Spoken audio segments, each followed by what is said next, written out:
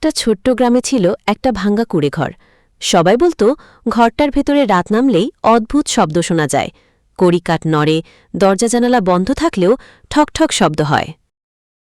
গ্রামের ৩ জন বন্ধু ঠিক করল, আজ রাতে আমরা সত্যি কি হয় দেখব। তারা হাতে মশাল নিয়ে ঢুকল ওই ভাঙা ঘরে। ভেতরে এক অদ্ভুত ঠান্ডা হাওয়া বইছিল, যেন শীতের মাঝরাতে দাঁড়িয়ে আছে। হঠাৎ এক কোণে পুরনো কাঠের আলমারি থেকে আস্তে আস্তে শব্দ হল, করুরর। বন্ধুরা এগিয়ে গেল। দরজা খুলতে ভেতর থেকে বেরিয়ে এলো অদ্ভুত ছায়া, মানুষের মতো, কিন্তু মুখ নেই, শুধু ফাঁকা কালো গহ্বর। ছায়াটা ফিসফিস করে বলল, যে এসেছে সে আর ফিরতে পারবে না। রাতের পর ওই ৩ বন্ধুর মধ্যে ২ জনকে আর কেউ কখনো খুঁজে পায়নি।